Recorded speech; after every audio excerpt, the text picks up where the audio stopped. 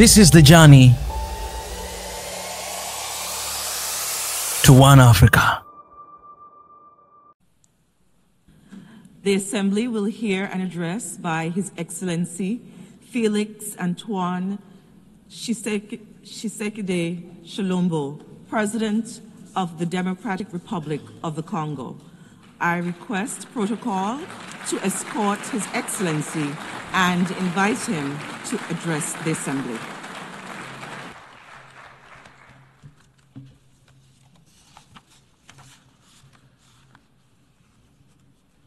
Madame la Présidente, Madam President, Secretary General,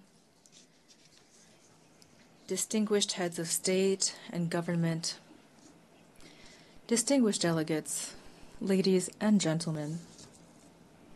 At the outset, I would like to warmly congratulate Annalena Baerbock on her election as President of the 80th regular session of the General Assembly of the United Nations. Her leadership and her commitment to multilateralism will be crucial for the success of our work. I also here at this podium would like to pay tribute to her predecessor, His Excellency Mr. Philemon Yang, whose commitment and dedication were critical to the previous session.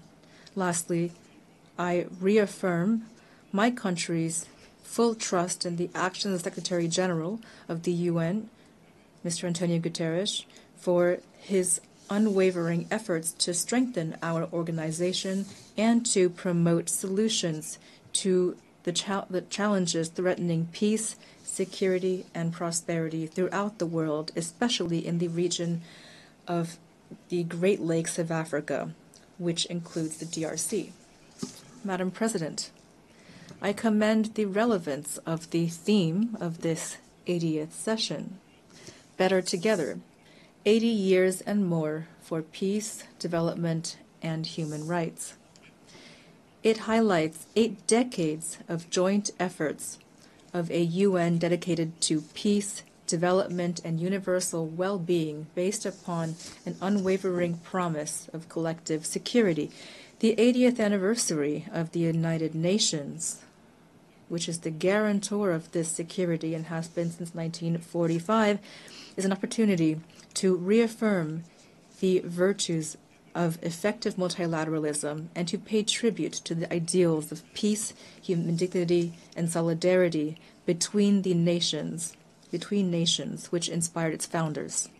Although the United Nations remains a pillar for the regulation of international relations, as well as the prevention and resolution of conflicts and the promotion of human rights and fundamental freedoms, today it is facing systemic challenges which are putting its credibility and capacity for action to the test. The profound changes ongoing during our era, especially protracted armed conflict, climate deregulation, recurring humanitarian crises, and constantly evolving transnational threats, remind us that multilateralism is not an option, it is a necessity for all of us. We remain convinced that the responses to the challenges of the 21st century can only emerge from collective solutions based upon cooperation, justice, and shared responsibility. Madam President, after its election in June, the DRC is preparing to sit as a non-permanent member on the Security Council for 2026-27. I, on behalf of my country, once again sincerely thank the member states for the trust and solidarity they've shown toward us. Our participation will be firmly constructive and holistic. It will be based on 2 indivisible priorities: peace and security on one hand, and prevention and resolution of conflict on the other. We also plan to actively contribute to the development and implementation of a new agenda for peace in order, through our capacity and our experience, to propel reforms of peacekeeping and peace-building operations, as well as the adaptation of the UN collective security system. With regard to Security Council reform, my country reaffirms the common African position as enshrined in the Ezulwini Consensus and the Sirte Declaration. Africa must hold 2 additional seats in the non-permanent member category and 2 seats in the category of permanent members with the same rights, including veto rights, the same privileges and the same obligations as the current permanent members. With its 54 states and more than 1.2 billion inhabitants, Africa can no longer remain on the sidelines of decisions that concern international peace and international security. Madam President, another priority is the illegal exploitation of natural resources, one of the major and most persistent causes of conflict. The DRC plans to center debate on exemplary governance of strategic minerals in order to guarantee exploitation that complies with the principles of sustainable development, economic sovereignty, and people's well-being.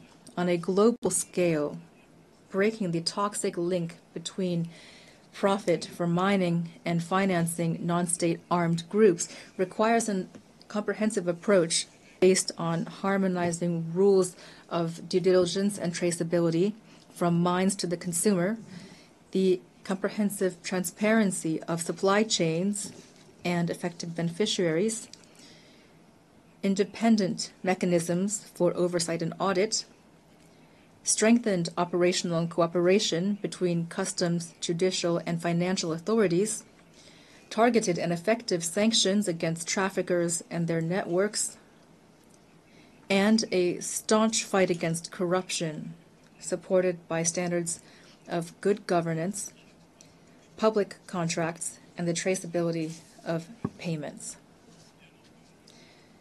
Of course, the dimensions of human rights and transitional justice, as well as the women, peace and security, and youth, peace and security agendas, remain indispensable to this action.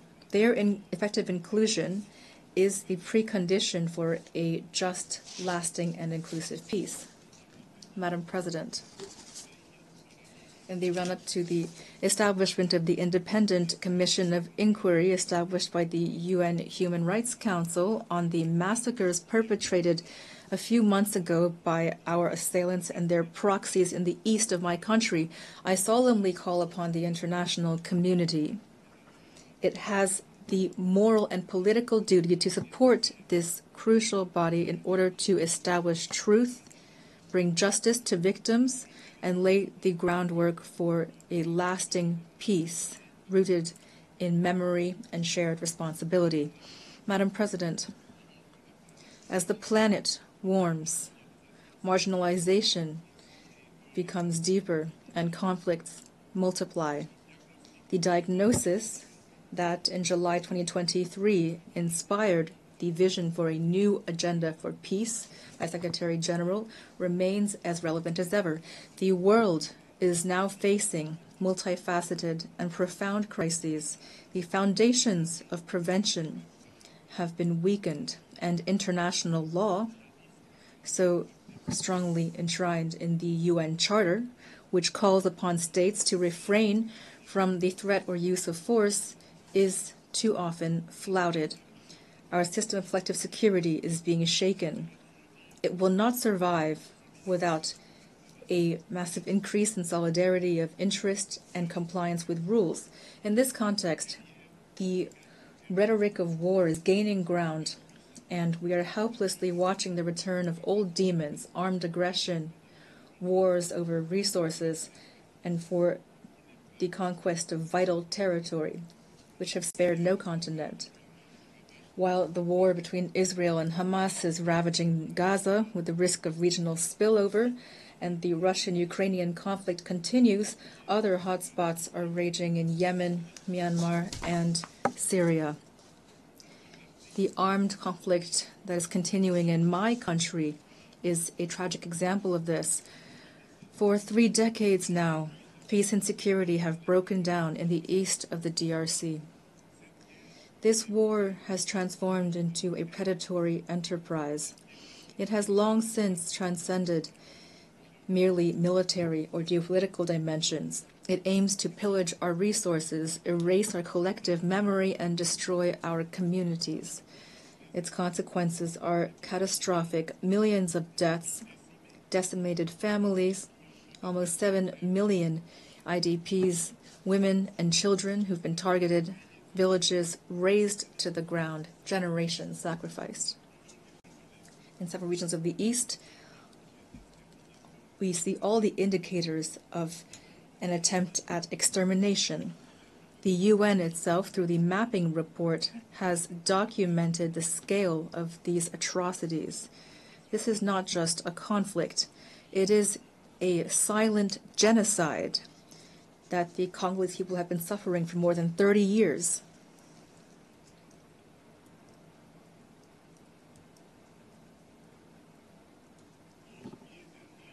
In July, more than 300 civilians, including 48 women and 19 children, were massacred in the territory of Rutshuru by the AFC and M23 with the support of the Rwandan Defense Forces. These crimes are not isolated incidents. They are part of a gruesome whole. I thank the United States for taking the initiative last month of convoking an extraordinary session of the Security Council to examine these massacres, which were documented by Human Rights Watch.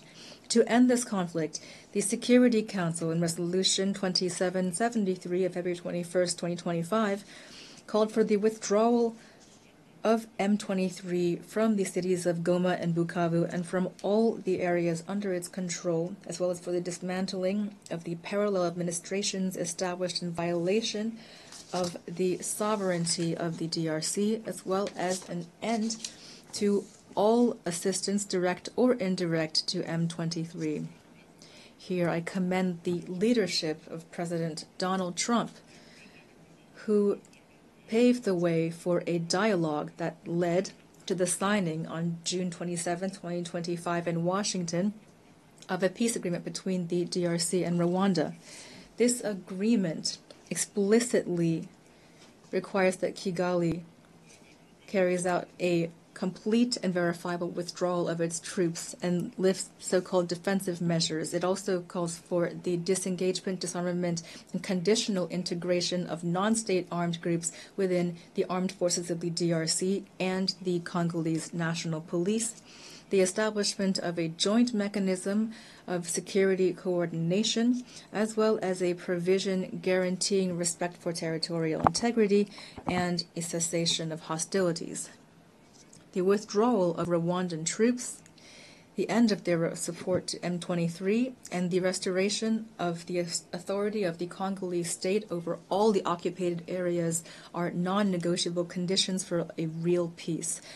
I call upon the United Nations to ensure the strict enforcement of this agreement, which is now critical to the implementation of the aforementioned resolution.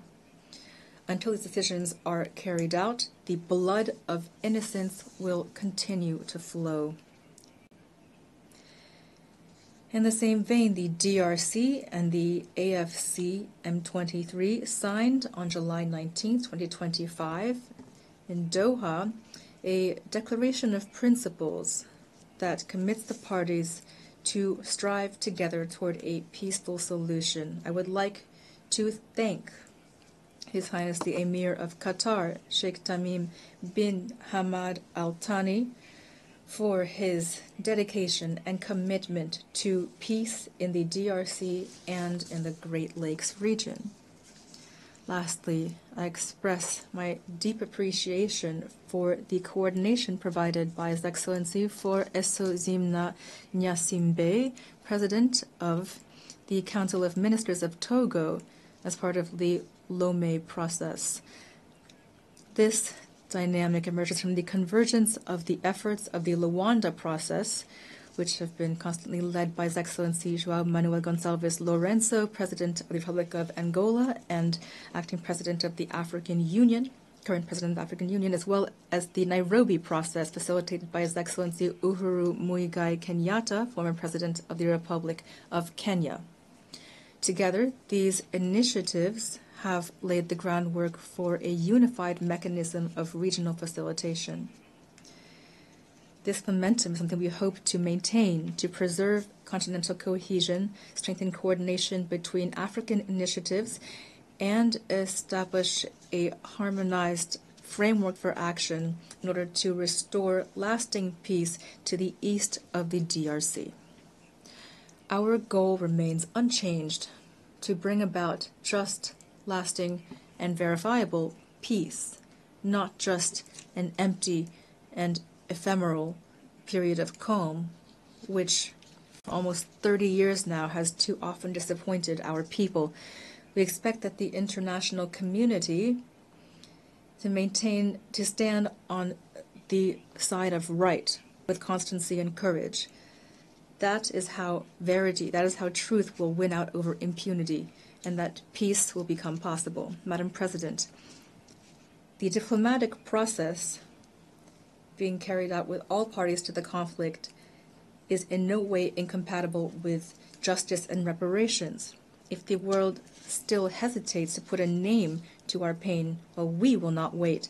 We are the main witnesses of it. We will be those who bring about justice. But we need your solidarity, your support, as well as complete compliance with international law.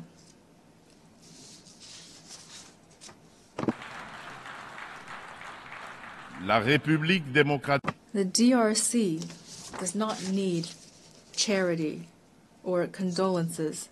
It needs justice, truth, and dignity.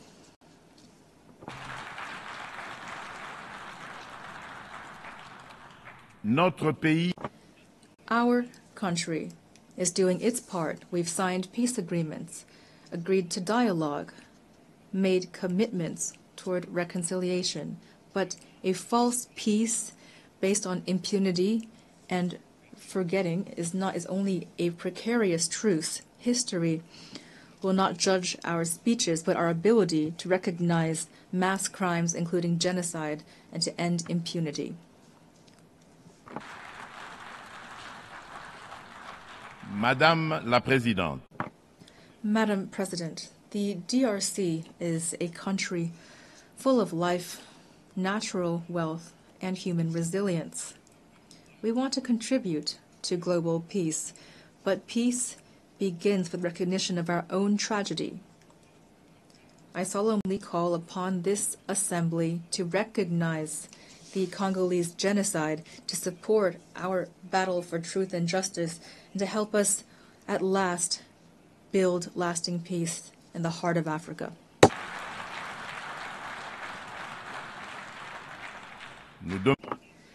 We call upon the UN to establish a regime of targeted sanctions against perpetrators of economic crimes, as well as war crimes, crimes against humanity, and crimes of genocide that have been committed in the east of my country. We call upon the UN to support all actions that aim to curb illicit supply chains in minerals, which for decades now have been financing war and human tragedy.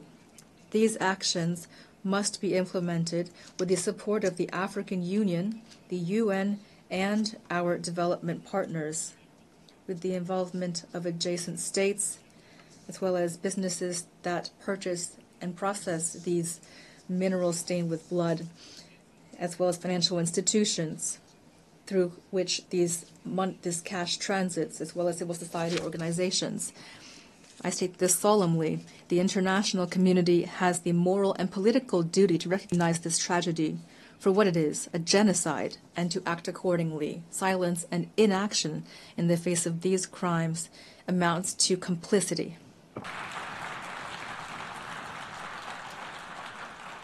Nous demandons We call for the immediate establishment of an international commission of inquiry that is independent and sufficiently funded to establish truth, bring justice to victims, and break the cycle of impunity that has been fueling this tragedy for decades.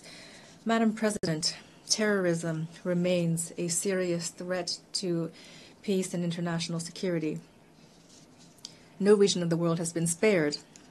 After Asia, Western Europe, and North America, this scourge has become rooted in Africa and is destabilizing several sub-regions. Al-Qaeda in the Islamic Maghreb, although eroded by international action, maintains some capacity in gray zones and is spreading its influence. Boko Haram in the north of Nigeria and Al-Shabaab in Somalia maintain significant territorial control.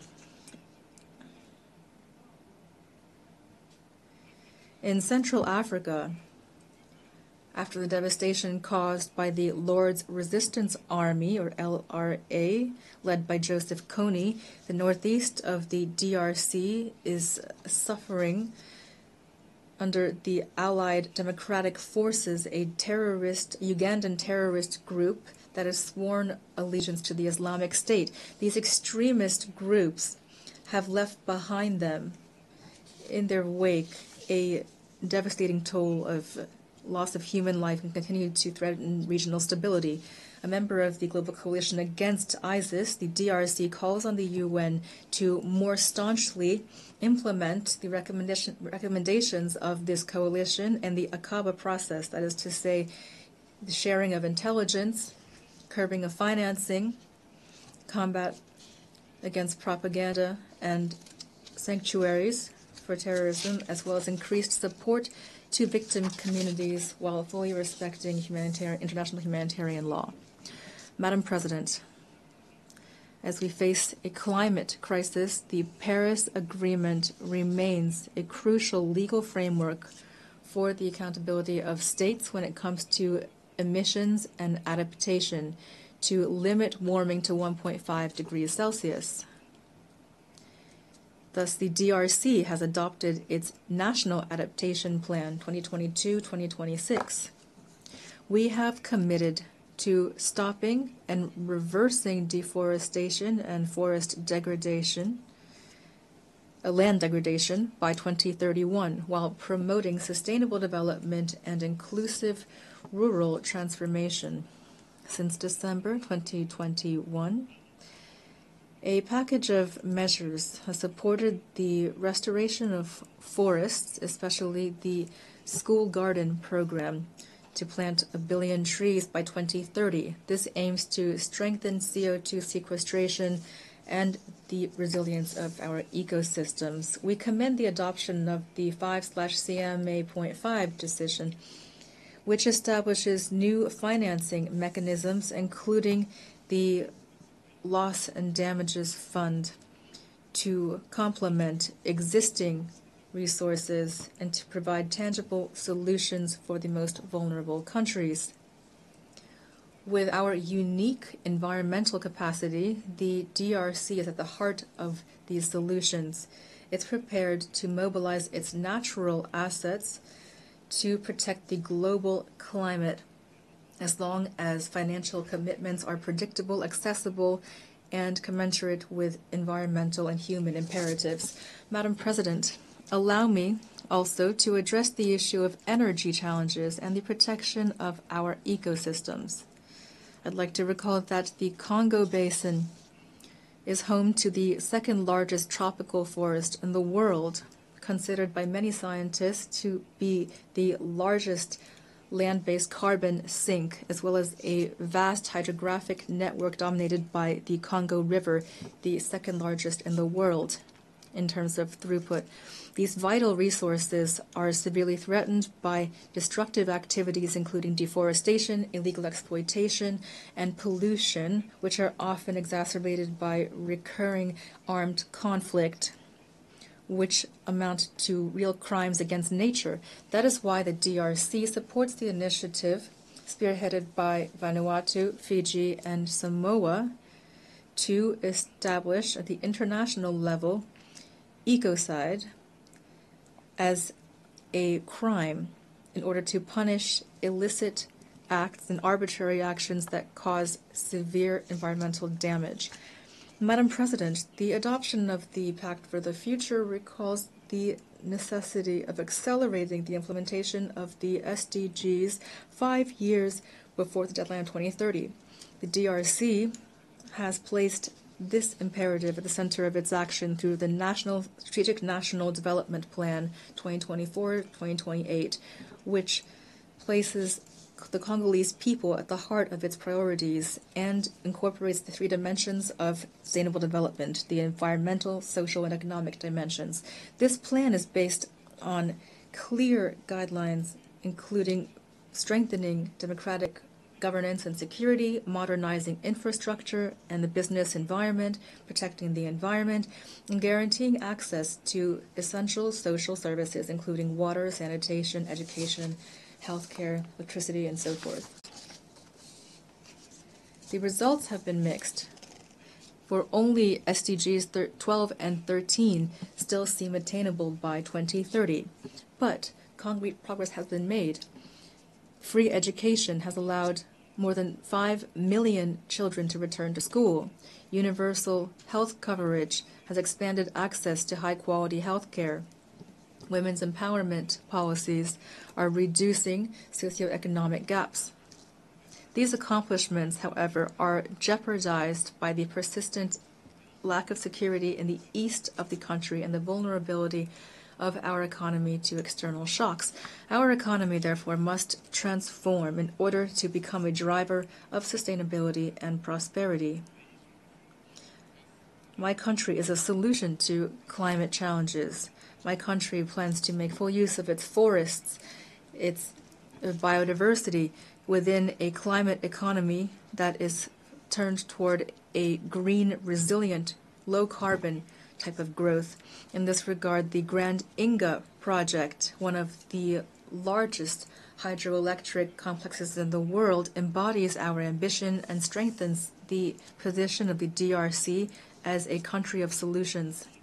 It provides clean, competitive energy to provide electricity to our territory, to decarbonize our industries, to support regional energy integration, and to pave the way for new applications, including green hydrogen.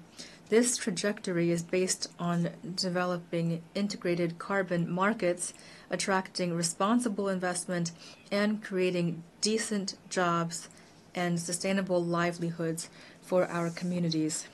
However, there remains one major obstacle: financial constraints. The growing burden of African public debt combined with illicit financial flows is reducing our room for maneuver. The additional needs for achieving the SDGs in Africa have been estimated at $1.6 trillion.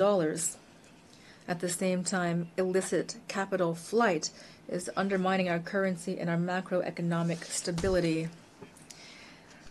Hence the need for urgent reform of the international financial architecture in order to guarantee that developing countries have fair and predictable access to concessional financing that is aligned with their national trajectories, including through a better channeling of special drawing rights, capitalization, and multilateral development banks, as well as counter-cyclical cash flows and a strengthened fight against illicit flows.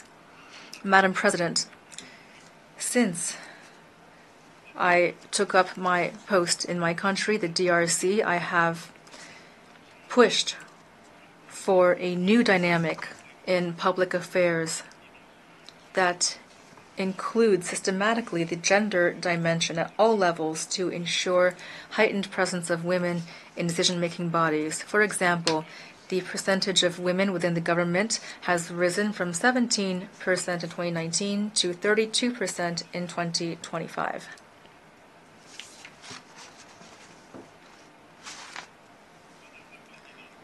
Madam President, as part of a strategic and multi-sectoral approach that aims to mobilize the youth for national progress, my government has adopted a national youth policy. This demonstrates the commitment of our state to ensure full participation of young people in the life of our nation, and that to make sure it is a priority, a cross-cutting priority associated with clear and measurable goals. Madam President, the DRC aspires toward peace, justice, and development. It is ready to take action alongside all of you for a UN that is stronger, more inclusive, and more just. With all of its human, natural, and strategic assets, my country plans to use them to build a better future for future generations and for our common house, that is planet Earth. God bless humanity. May God bless us with the grace of a real lasting peace between all of the world's nations. Thank you. On behalf of the Assembly, I wish to thank the President of the Democratic Republic of the Congo,